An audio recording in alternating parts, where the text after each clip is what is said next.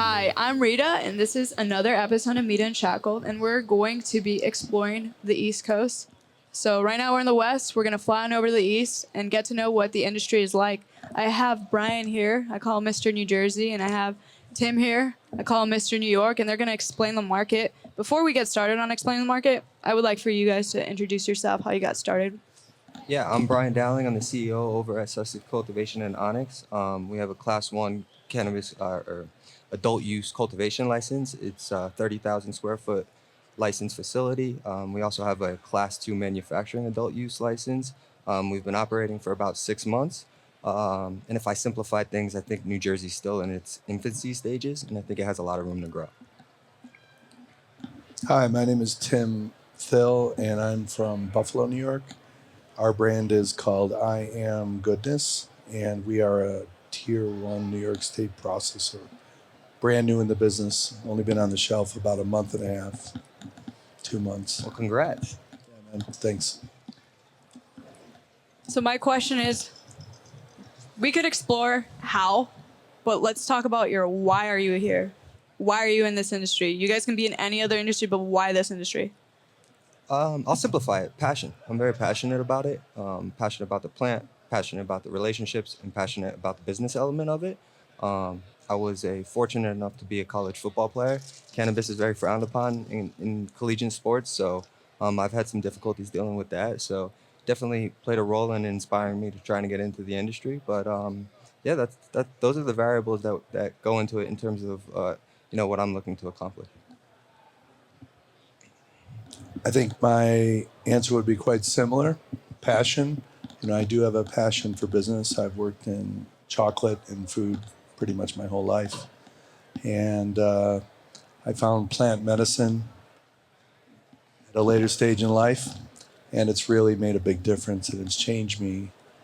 I see huge benefits to the cannabis plant and how it can help people. And I'm really interested in bringing products, high quality products to the market that change people's lives. I love that. So answer. if you can each explain your state and what your experience has been like, being in that state in the industry. Yeah, so being in New Jersey, obviously there's few operators, so that creates its own hurdles, whether it be biomass availability or the prices on the shelves for the customers. But I think that due to some of the regulatory issues and some of the stigma, there was a tough time cracking into the market. But I think it's very optimistic that 2025 is going to be a great year for some of the independent operators and some of the individuals that have spent the last couple of years trying to launch their license. So from my standpoint, I think New Jersey has tremendous amount to grow.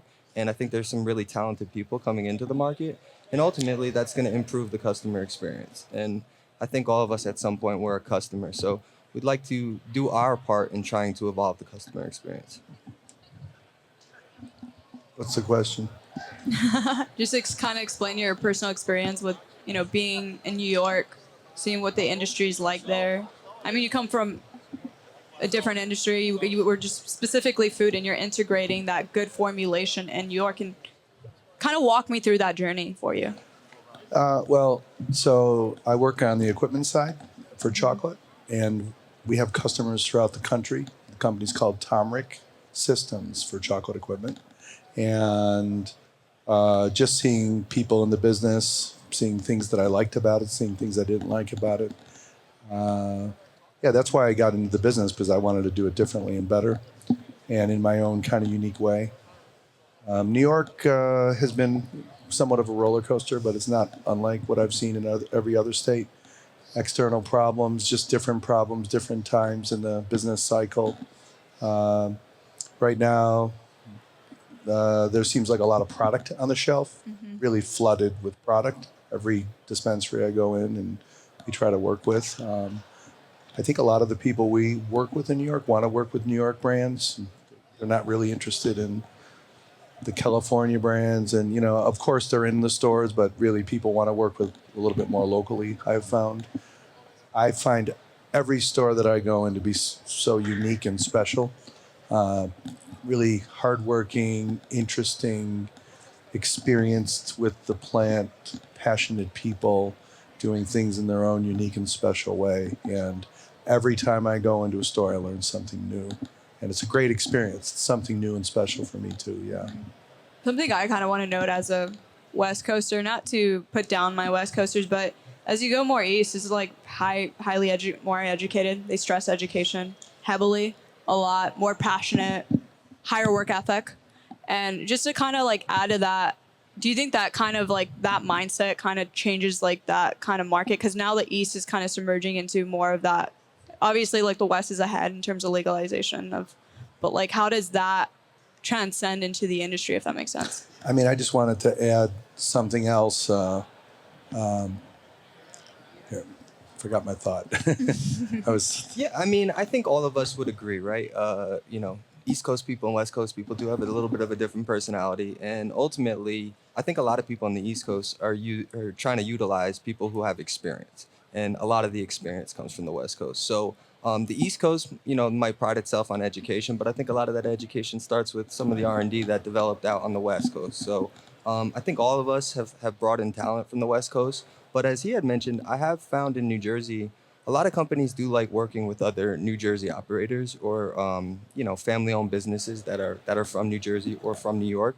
So I don't know if that's due to the dynamic of a new market. I don't know if that's due to similar struggles that might have occurred while trying to launch their operation. But from my experience, I would echo that. I've seen a lot of people on the East Coast looking to work together and utilizing the West Coast more from an education standpoint and trying to bring in the talent to enhance what they're doing locally. So if I'm a California brand, if you want to answer that. Yeah, I just wanted to share, like an example that someone told me. You go out to California, you can do a sales call on Zoom. In New York, you got to go and do it the old-fashioned way. You got to shake hands. You got to meet the people, telling your story. I can't believe how interested the people at the dispensaries are in understanding what we're bringing to the table uniquely as compared to other guys. And so I really feel that that's a big difference. It's really personal. People are interested in not only the education of the plant and the product, but also the story of the company, the integrity of the people. Everything we hear is, there's so many charlatans in this industry. And certainly there's people out there that do business differently than me, but I have not met too many people that aren't, just really passionate about the plant and doing the best that they can. Yeah, I was just kind of going to note, if I'm a California brand, let's say I'm like the number one California brand, and I want to go into the East, is it advantageous for me or is it more advantageous for those local brands? Yeah. So in my perspective, you should probably identify an operator who's gone through all the hurdles and find a way to partner with them. If you're going to go the route of trying to acquire a license and go through the steps to actually launch it, I think by the time you actually become operational, the dynamic of the market can drastically change. So if you have a proven concept on the West Coast, I would do a great job of vetting who you would look to partner with on the East Coast and try and find some synergy, whether it be the culture, with whatever kind of products you're putting out. Maybe there's a business relationship in a different industry. But from that standpoint, I think the smartest route to being successful on the East Coast right now, specific to New Jersey, would be partnering with one of the few operational licenses who have spent the last 5 to 7 years spending an incredible amount of capital and kind of building those relationships to be able to launch first. Good advice. What's the question? The question is, let's say I'm Rita's Edibles. I'm number one in the West. Like a lot of people know. Think of like almost like Big Like cookies, right? Is it advantageous for me to go to the East because I have a big presence? And what he said was like strategic partnerships, finding the right people if you're going to do that. It's an enormous cost to first start the business, which is a lot of capital. But the real cost is in the working capital. And to have a variable cost, like a partnership where there's a variable cost for some of these guys out in the West Coast, I certainly think it's advantageous. I can tell you, me as a processor, I want to work with brands that have experience. I'm in it for a reason. But if I can use those California brands to help defray costs, to learn some new things, that's kind of what we're working on. Just in partners that match our kind of ethos and kind of our vision for what I would call a strategic stack. Where do they fit in? We try to do work with companies that are complementary to what we're doing, not direct competitors. I think it's really important to not get ahead of yourself in this business, to keep your overhead down and to work with smart people that share your passion and your values. Rita, I would just second that. You made a great point. I think a lot of people look at the seed capital that goes into, or the capital that's required to actually get the license. But once you're operational, your working capital, I think a lot of people underestimate that, especially if they want to scale, right? You know, they have certain goals or things that they see opportunities on. And you also have to keep in mind, you're not really going to find funding from that standpoint unless you want to go down that road. And if you have experience down that road, I think some of the rates right now and some of the dynamic of opportunities aren't too beneficial to the actual business owner. So with that, you got to be very strategic in finding capital and finding partners that can allow your business to flow and scale the way you'd like to. So I just wanted to reiterate his point about working capital is something that I've seen a lot of people in New Jersey underestimate. Kind of going back to, you both said passion, right? I love the word passion. But there was that one moment that you both individually had where you were like, this is the industry I want to be in. I have a passion and I want to be in this industry. What was that moment? Can you kind of each explain what that meant to you? Yeah. For me personally, we're a family-owned business. My father's been extremely successful in business. He was the first person I went to identify a partner and trying to go down this route. Fortunately for myself, I was a collegiate athlete and trying to pursue a professional career. So I know there's a lot of people in this industry that have probably gone down that road. And, you see the light at the end of the tunnel and you need to identify something else that you're going to do, moving forward in your adult life. This was something I was passionate about. I knew New Jersey was legalizing. So I took a leap of faith of trying to educate myself on this specific industry. Through that, we built a team and we applied for one of the first medical licenses in New Jersey in 2019. And with that, we've been on the road ever since. So I would say that initial conversation with my father that didn't go, too well. Now he's become our business partner and he's our main investor. So I'm very proud of that. But I'll never forget that conversation. It was outside right by our shed. I always point that out because the shed is where I used to smoke. So yeah, it's come full circle. But I remember that moment. My family is a little bit of an old school family, so cannabis wasn't too accepted, but we've come full circle. Same here. Yeah, so I mean, that's more of a personal situation that happened in my Devil's life. lettuce. Yeah, you know how it goes. So I had that circumstance, and now we're sitting here today, kind of laughing about that experience. So. I think my passion is driven in business by three categories. It's people, and it's products and profit. And, I think without any one of those three firing on all cylinders, it's hard to be successful. I think we all define success differently.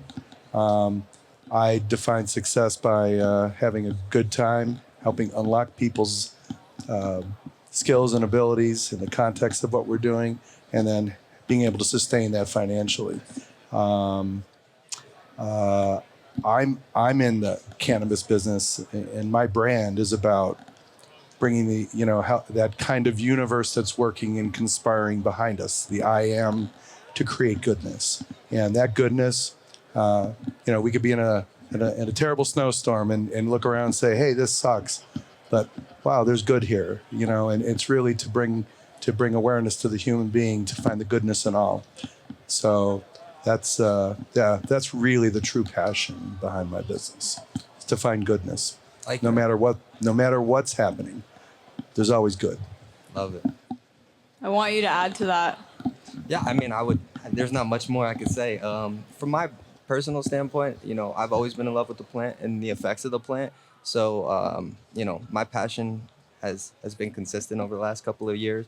But as he had echoed, it's varied, right? In early stages, it was using the plant. And it was identifying how to get into the industry. Then it's operating a business in the industry, which is a whole different animal. Then when you are operating a business in the industry, especially going through some of the hurdles that people in New Jersey and New York had gone through, that can test your passion for that plant and how much you really love it. So we all have our own unique stories. Obviously, cannabis was not accepted by anybody at one point. So we've all gone through those hurdles and we'll continue to see where the industry grows. Yeah. So final question. What advice would you give to young entrepreneurs? Like, maybe they're just wanting to start their own business, get in this, whether it's this industry, any industry. what advice would you give them? And also to add to that, how can people get a hold of you? Like, you have amazing merch right here. How could people find that? Yeah, so from that standpoint, you can find us on www.sussexcultivation.com. We're actually updating our website so you can purchase our merch directly from it and identify where our products are in stores. We have an Instagram, Onyx, New Jersey, and we have a Sussex Cultivation. Be the first to say we're shadow banned, as probably a lot of people are. So it might be difficult to find us. But from that standpoint, yeah, we've done a good job in terms of the marketing and getting out there. And we like to think it's resonated with people in New Jersey. Specifically, I think everybody's situation is different. I think there's two elements that I took. One is I didn't pretend I know everything. I relied on my resources and I relied on people who had more experience than I do. And I think sometimes when people are sitting in these seats, they got a little bit too big of an ego and they're not willing to learn. So from that standpoint, I would identify your resources, use them, learn from them. And secondly, I'm sure you would agree in any business, make sure you understand who your partners are. There's a lot of people in this industry that may not be in the industry for the same reasons that you are, but would love a good opportunity. So really vet your partners, understand the synergy of what you're trying to accomplish, understand their business background, understand their regulatory background. Have they been doing things the right way? And I think if you vet them the right way and you guys, find some synergy, whether it be products you're putting out, the culture that you're putting out, the branding that you're putting out, or where you're looking to go in the future, I think you'll know, there's some intuition to it. I think you'll know if something feels right and if you're on a good path. They say your ego's not your amigo. How's it going? I want to continue on about partners, and then I'll circle back.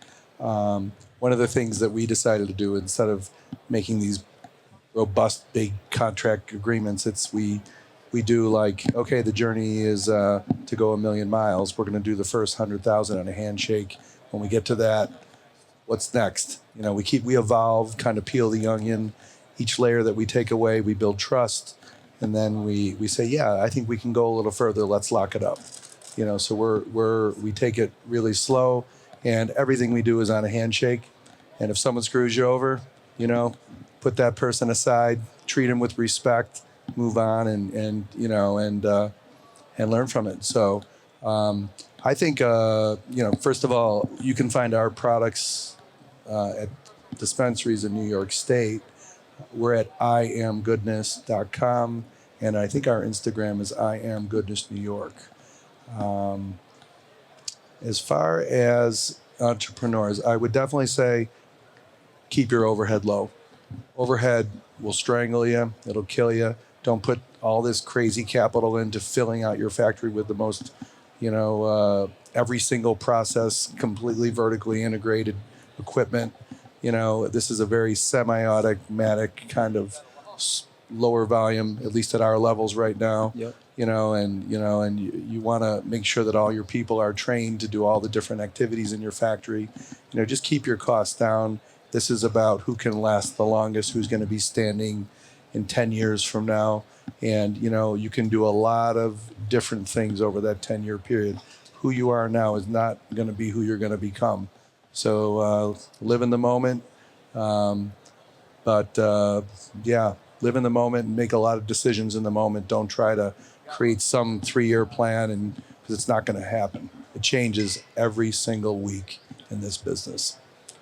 That's great advice. I love that. I was going to just add a personal note. I met both of these gentlemen separately on almost a cold call. And they took me, they believed in me, and that speaks high volumes for them and doing work with them. Young female in this industry, giving great advice, bringing education.